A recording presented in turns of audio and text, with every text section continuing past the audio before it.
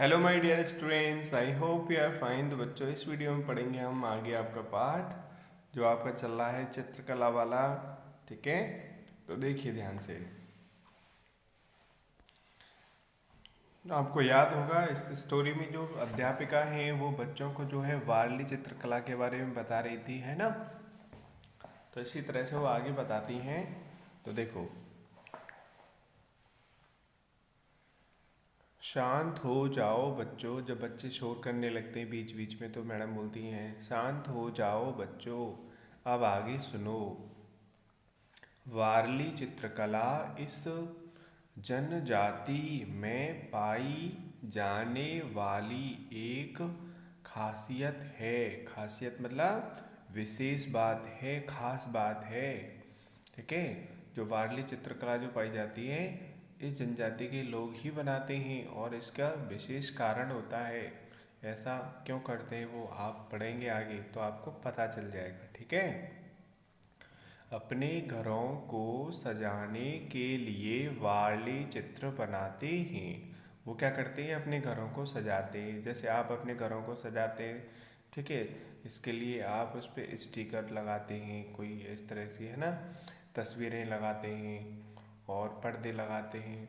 तो अलग अलग तरह से करते हैं, है ना। और जो पौधे होते हैं फूलों वाले वो लगाते हैं।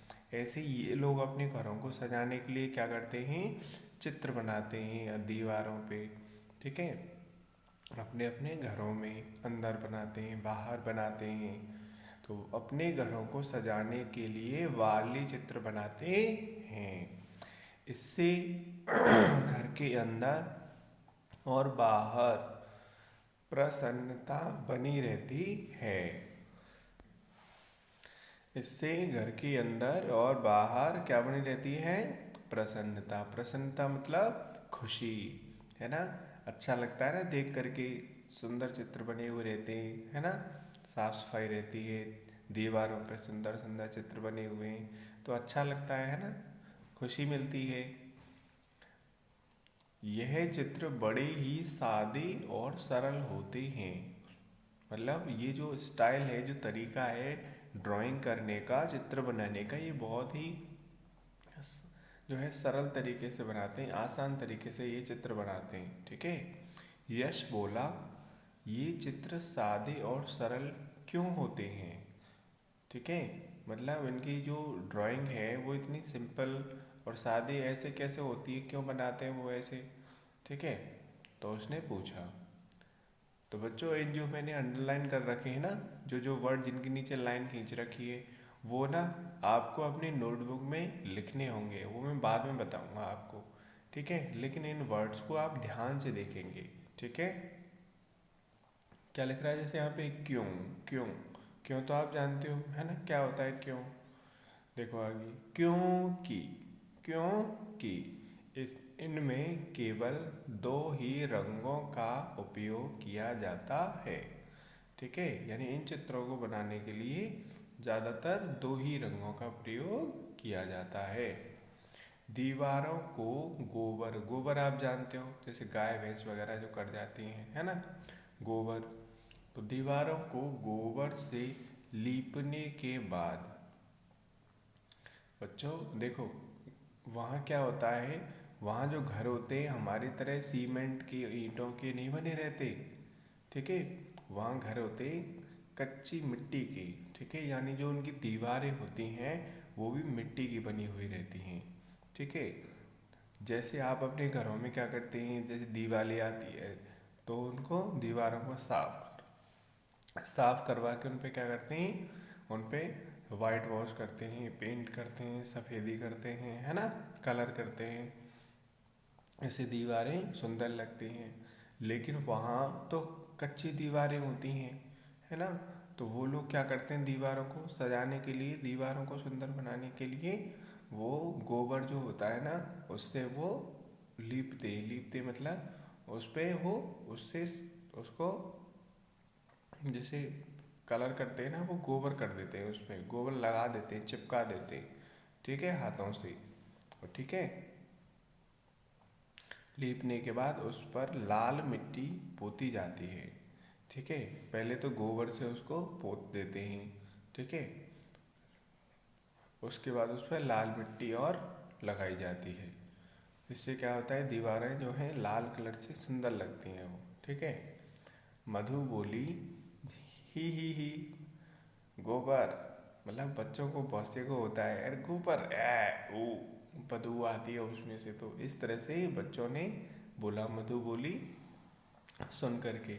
मैं तो कभी हाथ ना लगाऊं, ठीक है, तो बच्चों ने बोला मैं तो कभी हाथ ना लगाऊं, लगाऊं, बच्चों चुप रहो।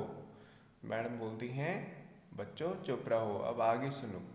अध्यापिका बोली, वह बोली, ला पे देखो छोटी सी बिंदी है तो बोलेंगे बोली, बोली, वह आगे बताने लगी। चावल के आटे, चावल आप जानते हो है ना, तो चावल के आटे, चावल जो होते हैं उनको अगर हम पिसवा लेते हैं, जैसे गेहूँ पिसवाते हैं तो गेहूँ का आटा बन जाता है, ऐसे चावल को अगर हम पिसवा लेंगे तो वो चावल का आटा बन जाएगा, ठीक है। चावल के आटे को पानी में भिगोकर पतला बनाया जाता है, ठीक है, मतलब उससे क्या बनाया जाता है, एक पेस्ट सा बना लिया जाता है। फिर बांस की तीली को उसमें डुबोकर, ठीक है, तो बांस की तीली आप जानते हो बच्चों, बांस क्या होता है, बांस आपने देखे होंगे है ना, एक बांस पेड़ होता है जिसमें उसमें बहुत लंबा सा तना निकलता है उसका, है ना, बांस। फिर नहीं तो आप अपने घर पे बोल सकते हो बड़ों से कि हमें बांस देखना है, तो वो आपको बांस दिखा देंगे, ठीक है।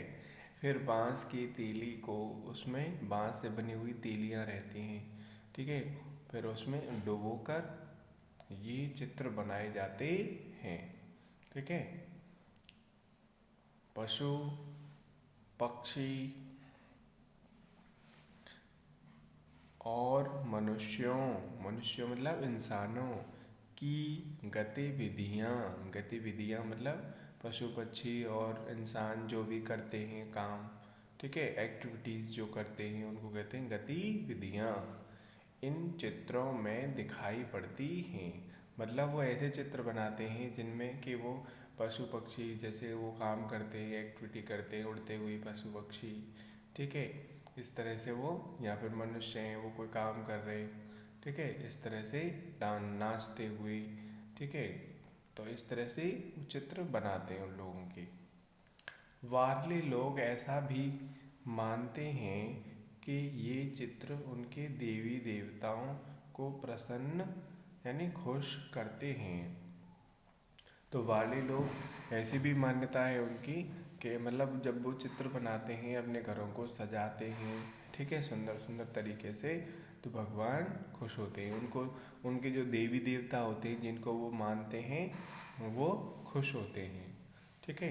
तो बच्चों एक बात बताओ, आप भी दिवाली पे अपने घर को सजाते हो है ना, और उसकी साफ सफाई करते हो, तो सबको अच्छा लगता है, भगवान को भी अच्छा लगता है, लक्ष्मी माता को भी अच्छा लगता है ना। तो आप भी तो अपने घरों को सजाते हो त्योहारों पे, जिससे कि आपके देवी देवता, ठीक है, वो प्रसन्न हो जाएं,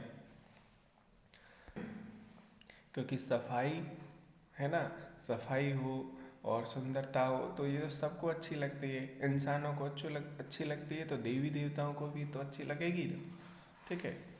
आगे देखो, तो बच्चों देखो ये फोटोग्राफ ध्यान से देखो, ये मैडम ने बोर्ड पे बनाए हुए हैं, तो इस तरह से ये लोग जो है यहाँ पे देखो नृत्य करते हुए, डांस करते हुए कुछ लोग बनाए हुए हैं, ये पशु पक्षी हैं, ठीक है। तो इस तरह से ड्राइंग की जाती है। आगे देखो बच्चों, वारली लोग चित्रकला की जानकारी पाकर, वारली लोक चित्रकला, वारली लोक चित्रकला मतलब वहाँ के लोग जिस तरह की चित्रकला बनाते हैं, वारली चित्रकला की जानकारी पाकर बच्चे खुश हुए, बच्चे बहुत खुश होते हैं, और एक एक बच्चा अपना हाथ ऊपर उठाकर बताने लगा, मैं अपने पापा का कैमरा लेकर जाऊंगा, जाऊंगा, मतलब बच्चों में बड़ा एक्साइटमेंट रहता है ना, उत्साह रहता है, बच्चों के दिमाग में प्लानिंग चलती रहती है ना, हम ना वो करेंगे, ये करेंगे और ये ले जाएंगे, वो ले जाएंगे, है ना, इस तरह से। तो बच्चे ऐसे ही बात कर रहे हैं, मैं अपने पापा का कैमरा लेकर जाऊंगा, इन चित्रों की तस्वीरें, तस्वीरें मतलब फोटोग्राफ लूंगा, ठीक है। दूसरा बोला, मैं चित्र बनाऊंगा, ठीक है। तो किसी के मन में ऐसा होता है कि इनके हम बना करके देखेंगे कैसे बनाते हैं, है ना, तो मैं चित्र बनाऊंगा। तीसरी बोली, मैं तो वारली लोगों से ढेर सारी बातें करूंगी, ठीक है। मतलब वारली लोगों से बहुत सारी बातें करूंगी कि वो किस तरह से, ठीक है, क्या खाते हैं, क्या पीते हैं, कैसे रहते हैं, है ना, इन सब के बारे में, कैसे वो पढ़ते हैं उनके बच्चे। इस तरह से कक्षा में दोबारा शोर शुरू हो गया। तो बच्चे बातें करते हैं तो शोर तो हो ही जाता है। सारी बातें सुनकर अध्यापिका और बच्चों में सैर पर जाने के लिए उत्साह भर आया।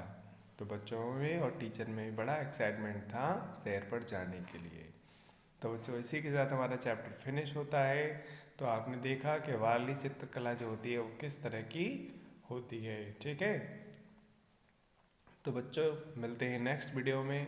होमवर्क आपका ये है कि जो भी मैंने वर्ड अंडरलाइन किए हुए हैं, एक बार फिर से आपको एक बार दिखा देता हूँ, ठीक है। ये ऊपर वाला है पोर्शन और ये जो है नीचे वाला है, इसमें कुछ हार्ड वर्ड्स हैं, उनको आपको लिखना है, ओके।